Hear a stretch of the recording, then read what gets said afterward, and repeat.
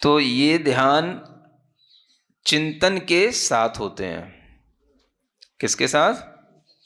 चिंता के साथ नहीं, किसके साथ होते हैं? चिंतन के साथ।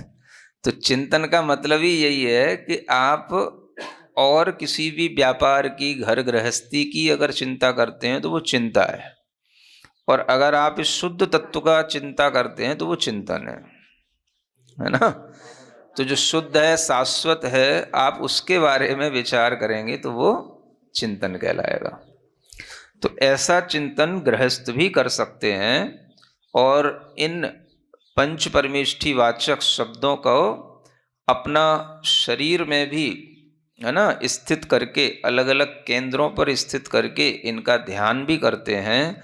तो ये सब जो है पिंडस्थ पदस्थ की रूपरेखा में आ जाता है ना। तो पिंड माने अपना शरीर, उसमें स्थित होकर के जो आप ध्यान कर रहे हैं वो पिंडस्थ है। पदों की मुख्यता से, शब्दों की, मंत्रों की आलम्बन लेकर के जो कर रहे हैं वो पदस्थ है। और रूप का आप चिंतन कर रहे हैं, भगवान अरिहंत कैसे हैं, उनका समौशरण आदि में आप रूप आदि उनका चिंतन कर रहे हैं, तो ये रूपस्थ है ना। तो आप कहाँ पर स्थ माने स्थित हैं, मन आपका कहाँ पर स्थ है, स्थ माने स्थित है, वही वैसा ही वो ध्यान बन जाएगा। अगर आपका मन पद में स्थित है, पद माने जो शब्द हैं, अक्षर हैं, इन पदों में स्थित है, तो वो पदस्थ हो गया, है ना। पिंड में स्थित जो आपका स्वरूप है, उसमें पिंड में स्थित होकर के आप किन्हीं केंद्रों पर भी ध्यान कर रहे हैं उन मंत्रों को रख करके, तो वो पिंडस्थ हो गया।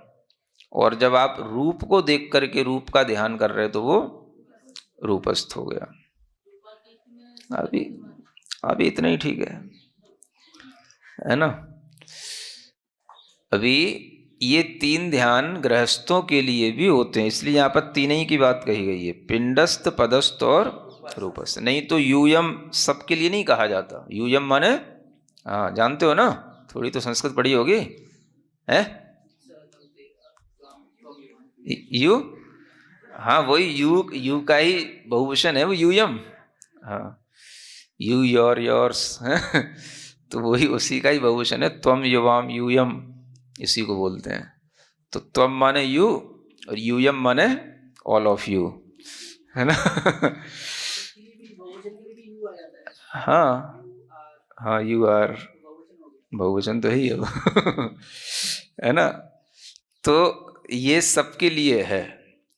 इसलिए जिन गृहस्थों ने ऐसी धारणा बना रखी है कि गृहस्थों को ध्यान नहीं होता, वो अपनी धारणाएं थोड़ा बदलें इन ग्रंथों को समझ करके, पढ़ करके, है ना। कुछ लोगों ने धारणा ही बना रखी है गृहस्थों में ध्यान नहीं होता।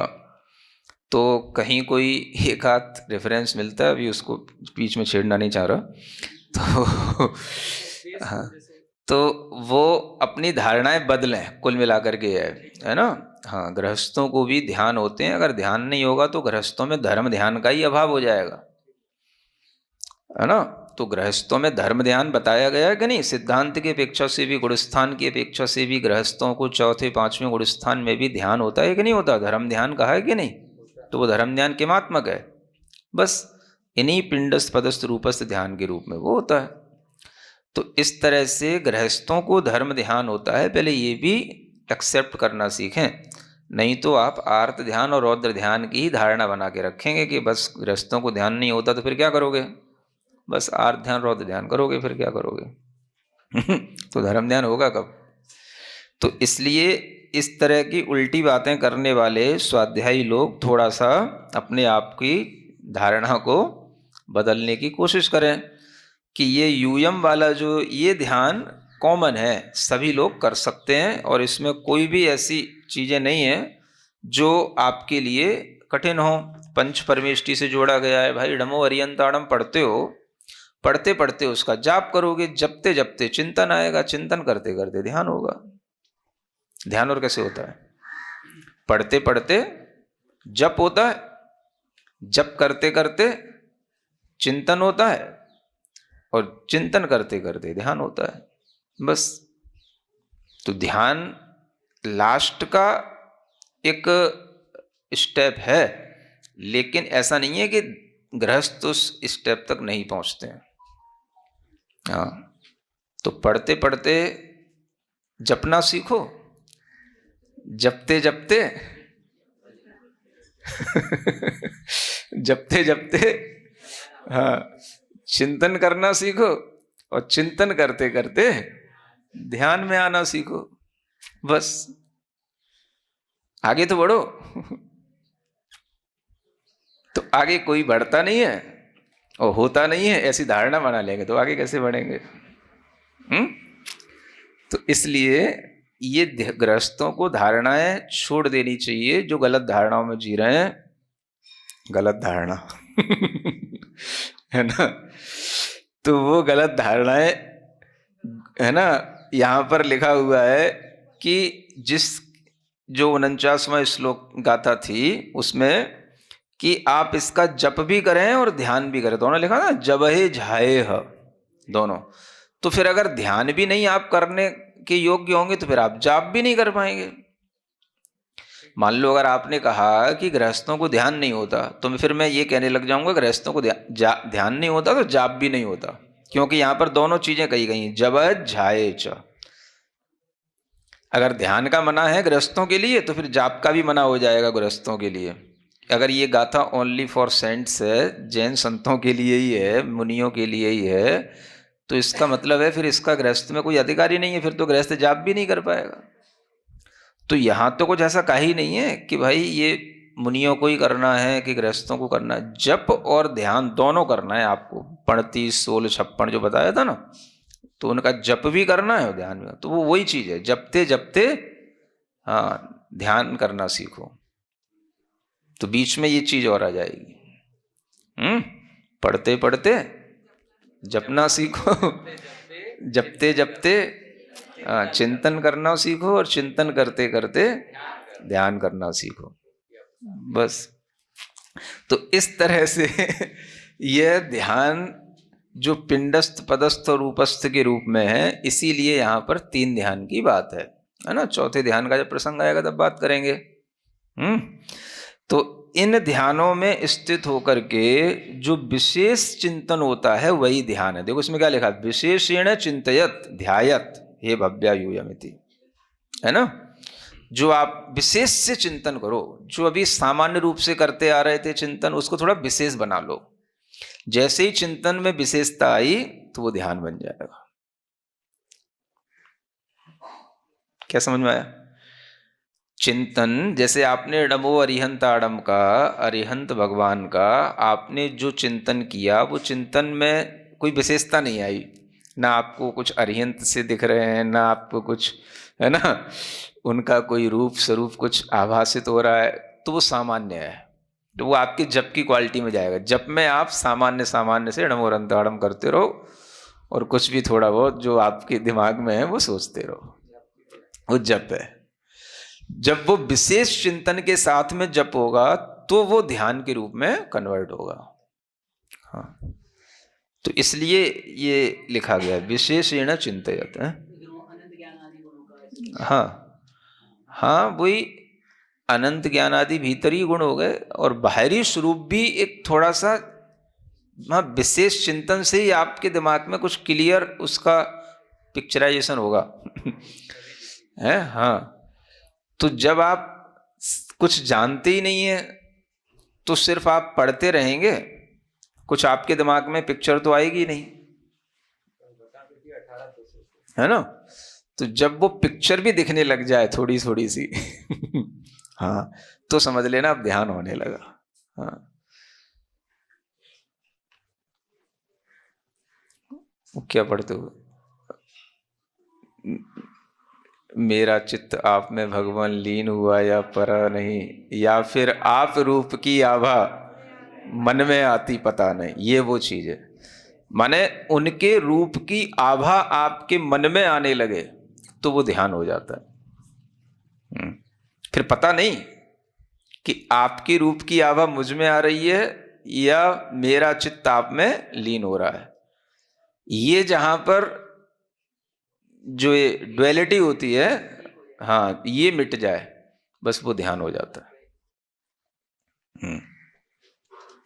तो ये ध्यान वाली चीज है, ये वर्धमान स्तोत्र में जो आप पढ़ते हैं, माने भगवान का स्तुति करते करते भी आप ध्यान तक जब पहुंच जाते हैं तो वो स्तुति बहुत चरम पर कहलाती है। हाँ, तो मेरा मन आप में लीन हो रहा है, यह आपके रूप की आभा मुझ में आ रही है, मुझे कुछ पता नहीं है, जब पता न रह जाए बस वही ध्यान है। हाँ, ऐसा चिंतन करो। फिर क्या कैसा क्या घटित हो रहा है, फिर सोचने की जरूरत ही नहीं है। फिर बस जो रस आ रहा है बस उसमें आनंदित रहो। फिर ये सोचने की जरूरत नहीं है कि हम कुछ कर रहे हैं या आपके थ्रू कुछ हो रहा है, इससे कोई मतलब नहीं, बस कुछ हो रहा है बस।